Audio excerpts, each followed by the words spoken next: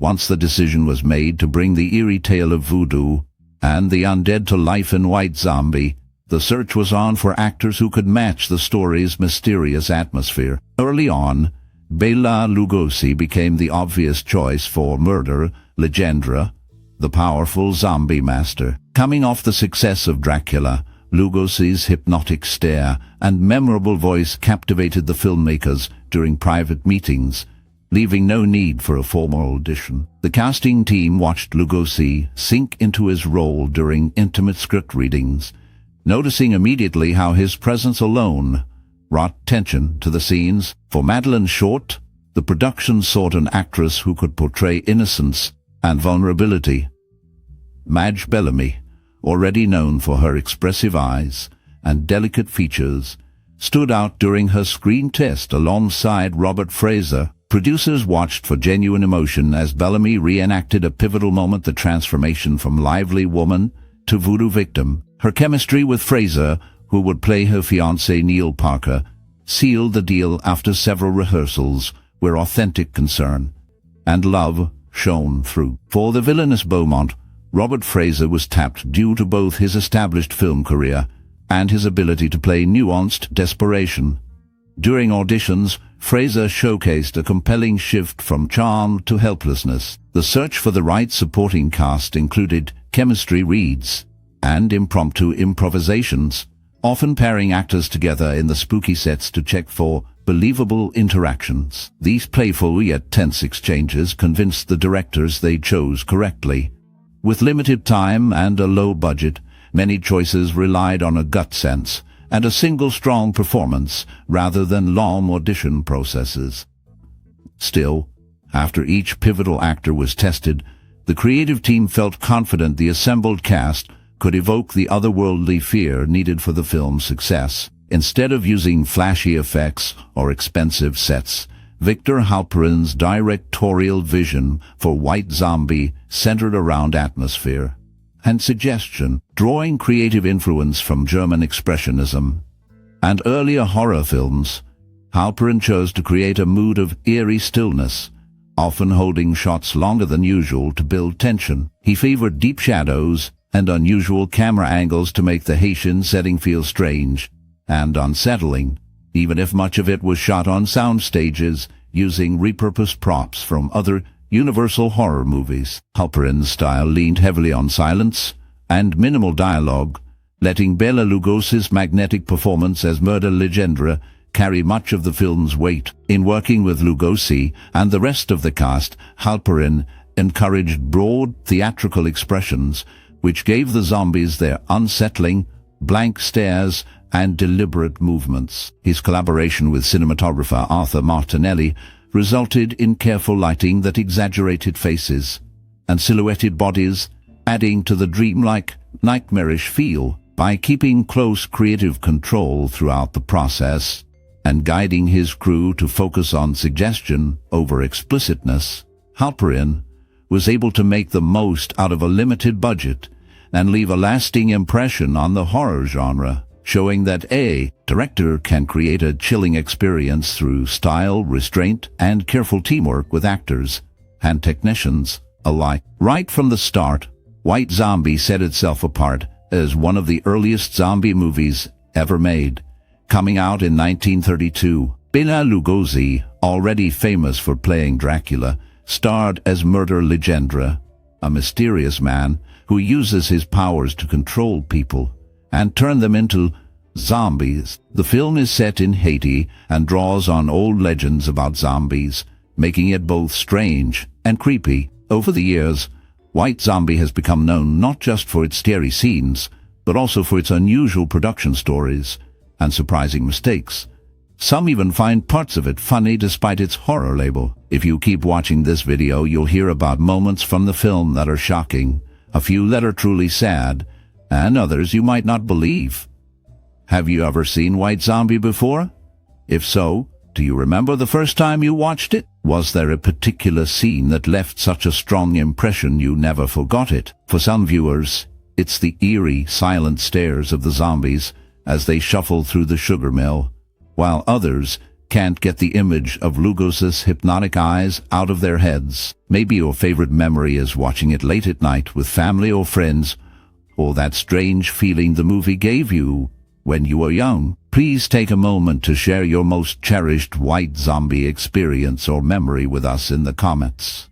We'd love to hear your stories and learn what stuck with you after watching. After cameras started rolling on White Zombie in 1932, the crew dove into a haunting world shaped by clever set design and inventive filming tricks. Unable to afford a grand stage, the filmmakers scoured Universal Studios for leftover parts from earlier movies and patched them together into shadowy voodoo mills and crumbling colonial mansions. In fact, eagle-eyed viewers can spot pieces from classics like Dracula and Frankenstein, making the sets both familiar and unsettling. Outside, the studio backlot doubled as Haitian sugarcane fields, bringing tropical eeriness to Hollywood's concrete corners. The art department used fog machines and spooky lighting to cover up limitations and stretch small spaces into endless jungles of gloom.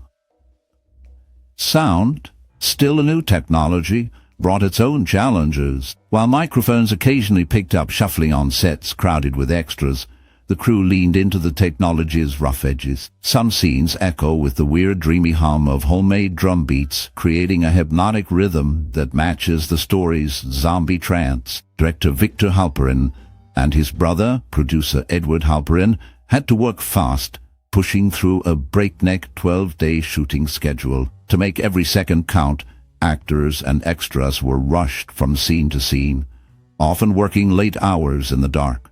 Makeup and costumes added a final strange touch. Heavy face powder gave an undead glow, while long shadows and stark camera angles made Bela Lugosi's murder, Legendre, appear nearly supernatural. Despite tight funds, technical hurdles, and the race against time, White Zombie's crew stitched together something original, turning limitations into a chilling atmosphere that still creeps out audiences all these years later. Despite being made in 1932, White Zombie manages to draw from several popular horror themes of its time, bringing a mix that feels both familiar and unique. Lugosi, fresh off his success as Dracula, performs with a style that commands attention, fitting right into the role of the brooding and dangerous zombie master. His character, controlling a group of lifeless beings with mysterious potions and hypnotic tricks,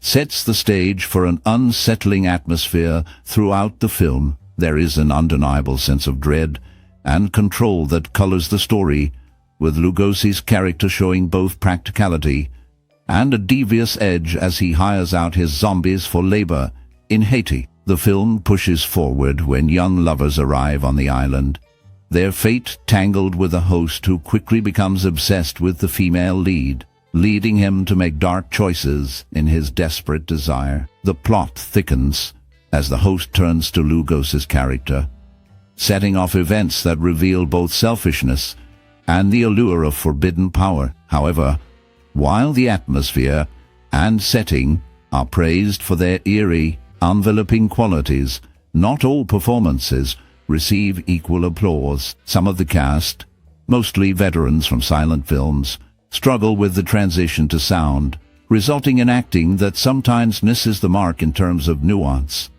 In contrast, Lugosi and Cawthorn stand out, both delivering strong and effective performances, one as the manipulative villain, the other as a determined minister of the island who seems out of place yet knowledgeable and resourceful when it comes to the island's traditions.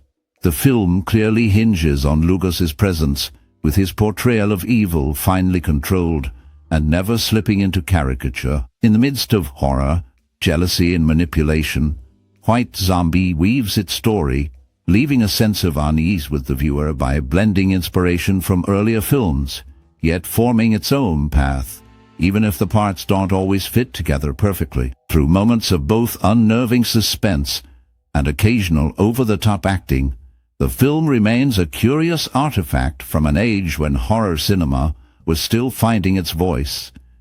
anchored by a performance that remains a highlight for fans of the genre and those interested in the darker corners of early film. Meanwhile, as White Zombie unfolds with its eerie plantation and haunting shadows, the film's musical score pulls the audience deeper into its world of dread and enchantment. Rather than relying on a single composed score, White Zombie used public domain music, excerpts from Tchaikovsky's Swan Lake, and other classical pieces, along with original arrangements by studio musicians like Abe Meyer. The choice to use these pieces was a mix of necessity and artistry, since studios were still experimenting with sound in the early 1930s, and budgets for an original score were rare. However, each cue carries the sharp edges of suspense and discomfort that frame Madeline's trance and Legendre's villainy.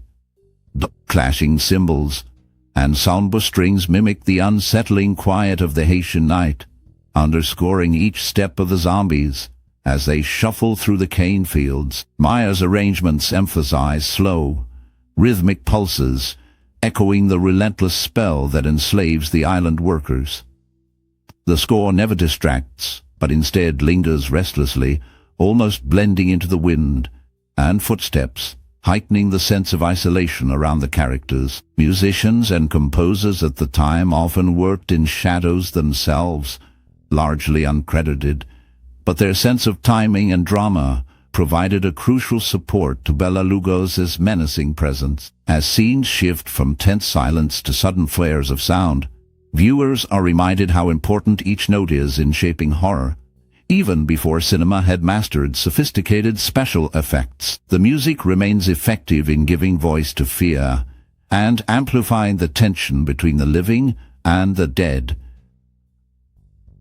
supporting the film's strange, dreamlike power with every swell and shriek of the orchestra. Despite being considered the first full-length feature zombie film, this production is remembered for more than just its place in horror history. Filming took place under tough conditions, with cast members often working late into the night to meet tight time constraints. In several scenes, the visible breath of actors clearly shows the cold atmosphere on set, adding an unintended realism to the visuals. Casting practices from the time also surface throughout the movie, with white actors appearing in blackface alongside black actors, reflecting the limited opportunities and commonplace discriminatory norms in the film industry during that era. Over the years, the film's lapse in copyright protection has allowed its footage to appear freely in other works. For instance, brief scenes have shown up in later movies like The Hand That Rocks the Cradle and Ed Wood, showing how the original images continue to echo through pop culture decades after its release. This unprotected status has also made it widely accessible, with many prints and versions circulating publicly, and often used as stock footage or reference for early horror filmmaking. The film's legacy combines significant technical limitations, outdated cultural practices, and a widespread influence that extends beyond its initial release window. Suddenly, the eerie sugar mill scene draws viewers in with its relentless rhythm and stark shadows. Here, Legendre, played by Bela Lugosi, watches as a line of zombies moves in almost mechanical fashion, their faces blank and eyes glazed. Director Victor Halperin uses long, quiet takes, emphasizing the lifelessness of these resurrected workers. The cinematographer Arthur Martinelli drenches the set in gloom, highlighting the haunting emptiness behind every movement and capturing the hopeless atmosphere of the Haitian landscape.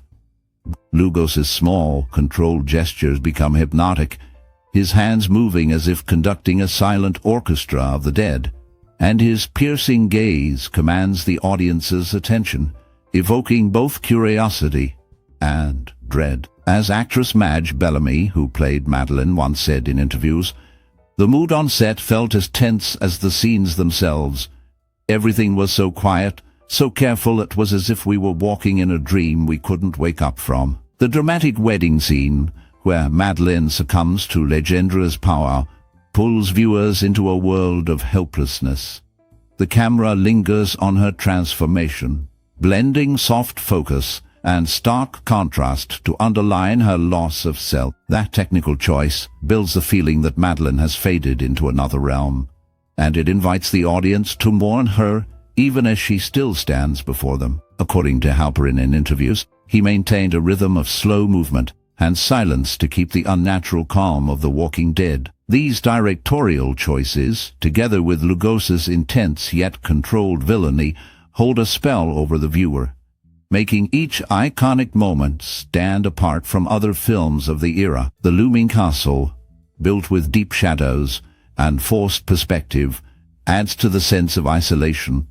Each character appears smaller against these grand, oppressive spaces, driving home the theme that human will is powerless under Legendre's command. Throughout White Zombie, those touches, silent gaps, haunting stares, the measured choreography of the zombies, strike a lasting impact, marking the film as an original piece that lingers with audiences long after the scenes fade into darkness. Despite legal disputes over its source material, this early horror production established a path for supernatural themes in American cinema. Kenneth Webb, playwright of Zombie, tried to stop Edward and Victor Halperin from producing their film version, claiming rights to the story.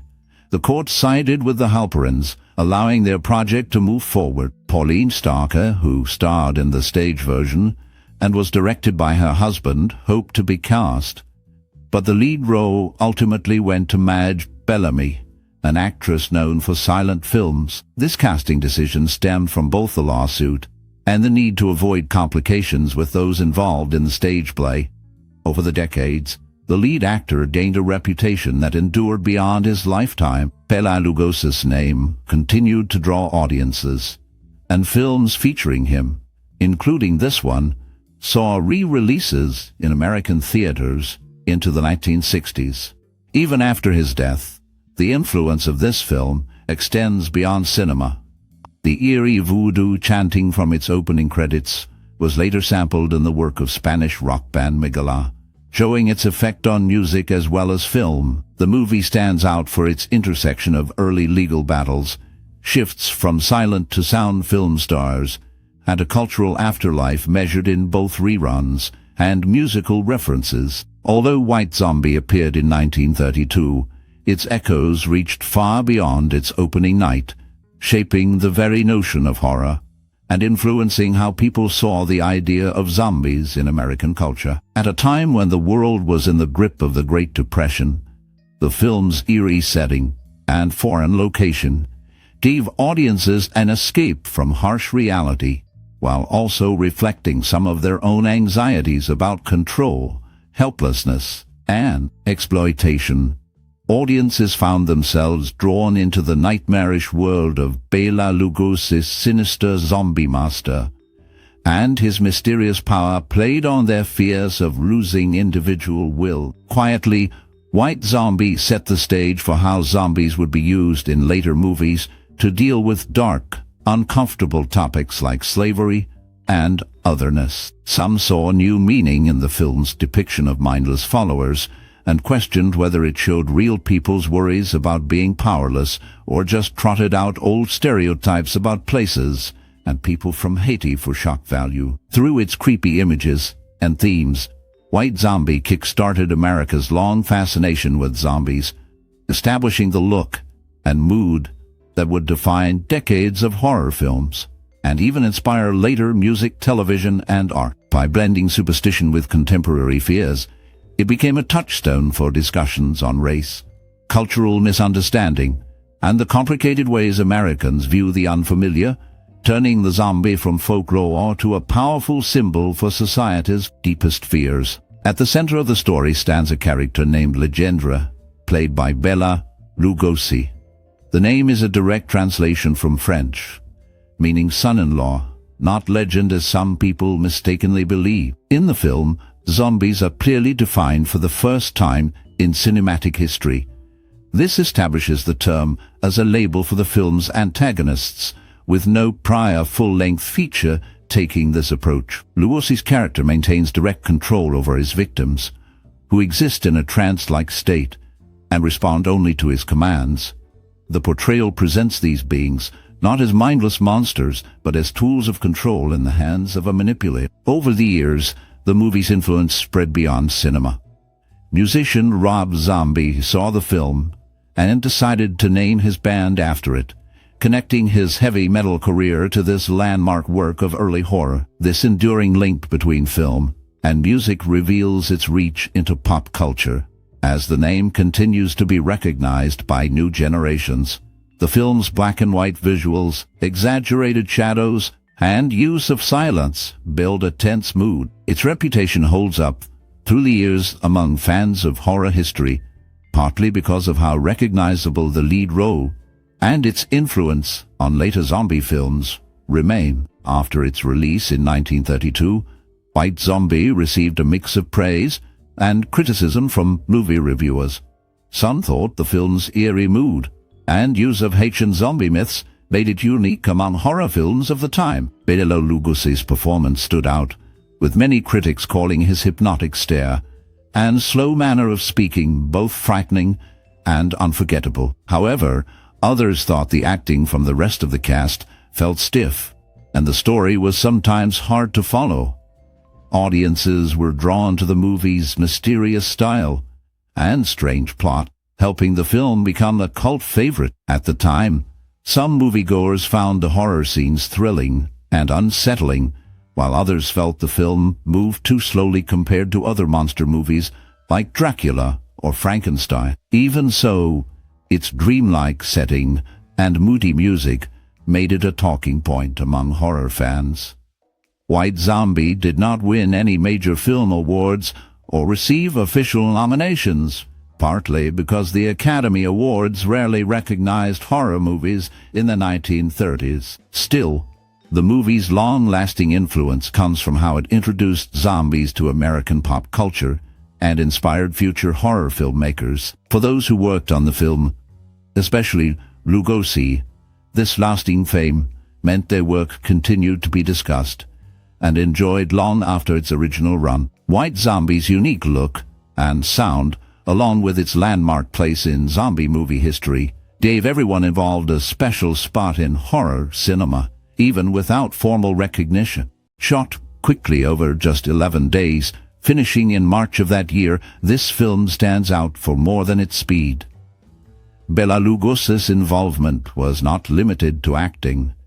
His son later said that Lugosi personally stepped in to help direct parts of it. This close connection made the project special for Lugosi, and his son confirmed it was one of his personal favorites among his own works. The story relies heavily on atmosphere and a sense of dread achieved through careful lighting and set design that made the most of the short schedule and limited resources. Lugosi's performance is memorable and often credited with giving the film a lasting impact, as he created an unsettling character whose influence would be seen in later horror cinema. Given the tight shooting timeline, much of the film's style was the result of hard work from the cast and crew, with everyone making quick decisions to capture key moments. This effort shines through in the finished product, which became an early classic and continued to draw attention from movie fans and scholars for decades because of its distinctive look, Lugosi's presence, and the behind-the-scenes story of its rapid production. During filming, the cast and crew stepped onto the Universal Studios lot at night instead of working during the day, creating an atmosphere fitting for the eerie mood. Even though the film had a tight budget and schedule, Bela Lugosi arrived on set each evening in his own tailored suit, impressing everyone with his charisma and haunting presence as Murder Legendre. He liked to bring his own grease paint because he trusted it more than what the studio provided. At one point, a funeral procession passed by the filming location, causing everyone to stop out of respect and creating an odd moment of quiet that bled into the next take, adding to the authentic atmosphere. The director, Victor Halperin, often had to improvise with the limited special effects available at the time, so he and his brother, producer Edward Halperin, found ways to stretch the sets by using creative lighting and fog machines borrowed from other productions. Extras played zombies and would stumble around in old, ragged costumes, frequently struggling with the dense fog, occasionally getting lost between takes and wandering off set, only to be corralled back for the next scene by anxious assistants. Madge Bellamy, who played Madeline, shared that sometimes the eerie feelings on set were a bit too real for her, as the sleepwalking zombie scenes made her genuinely uncomfortable after hours in makeup and surrounded by actors grunting, moaning. Voices echoed through the sound stages, and sometimes props would fall unexpectedly, startling cast and crew who blamed it on the movie's spooky subject. The actors often kept their spirits up between scenes by telling jokes or sharing snacks, but the long, late-night shoots left many exhausted and jumpy, fueling the film's creepy energy. The crew reused leftover materials and even borrowed gravestones from nearby horror movies, giving everything a recycled, haunted feeling that only added to the movie's strange charm. During 2002, Madison released a special DVD 3-pack highlighting the work of Bela Lugosi, including the public domain titles The Corpse Vanishes and Scared to Death. The legal status of these films allowed for their inclusion without any complicated licensing. On the production side, several scenes were filmed at Universal Pictures on rented stages, making use of existing sets, props, and furniture. Keen viewers will notice set pieces from The Cat and the Canary, Frankenstein, and the Hunchback of Notre Dame, repurposed throughout the film. Later, in 1934, Black Moon followed with its own voodoo theme. The opening musical notes of its featured voodoo song closely mimic the chant from the earlier film's credits. Clarence Muse, an actor who played roles in both productions, connects the two through these shared elements. This approach of reusing resources was typical in early cinema, especially for lower-budget horror productions, which often depended on established studio assets to manage costs. Despite its age, keen interest remains in identifying these crossover details among studios and films of this era. Although many people today may not know the movie White Zombie by name, its shadow stretches far across the years since its release in 1932. As the earliest feature film to center on the concept of zombies, it set the groundwork for the entire zombie genre. Before this film, zombies hardly appeared in American cinema. White Zombie presented a story of an evil master controlling the living dead in Haiti, weaving together fear, suspense, and an exotic sense of mystery. Its use of slow-moving hypnotized bodies set the visual standard for zombies, influencing how they would be shown in countless stories that followed. Bela Lugosi's haunting presence as the villain created a hallmark for sinister characters, his performance echoing through horror films for decades. Because of its tight budget and innovative lighting, the movie showed how horror could use shadows, minimal sets, and sound to leave a lasting impression, a technique future filmmakers eagerly borrowed. Directors like George Romero, who redefined modern zombie movies with Night of the Living Dead, drew inspiration from the ideas in White Zombie, especially the depiction of mindless creatures bent to another's will. Even though the plot and style might seem simple today, the film's atmosphere and dark themes paved the way for new explorations in horror, giving later films permission to push boundaries and experiment. As new generations rediscover early film classics, White Zombie stands as a piece of movie history that proved a weird idea could change pop culture forever, shaping everything from movies and TV to books and video games that play with the idea of The Walking Dead. Growing up, many people had their first brush with classic horror through White Zombie, the 1932 film that still creates a mood with its shadows and eerie pacing. Now, think back to when you saw it for the first time, whether it was as a child, a young adult, or even many years later. Did Bela Lugosi's hypnotic stare surprise you or give you chills? Did the Haitian setting spark your interest in stories from far-off places? Or did you find yourself looking at zombies in a new way, compared to the groaning monsters we see in movies today. Sometimes, sharing memories about a film like this brings to mind stories from older relatives who went to see it in theaters, or maybe you caught it on a late-night TV broadcast and felt the old-fashioned suspense stick with you. Everybody has a unique reaction. For some, it might have been their introduction to horror, while others grew to love the look of early black-and-white cinema through this movie. Some people say the quiet, slow horror made them focus more on the details and subtle performances, while others realized just how much filmmakers could accomplish with simple effects and clever lighting. How did the film change your idea of what horror could be? Did it make you curious about other classic films, or inspire you to look into how movies were made back then? Please share your stories and favorite memories in the comments. When you add your thoughts or answer others, you help keep the memory of these old films alive for everyone. If you enjoyed this discussion, like this video, share it with friends who love cinema, and subscribe for more journeys into movie history.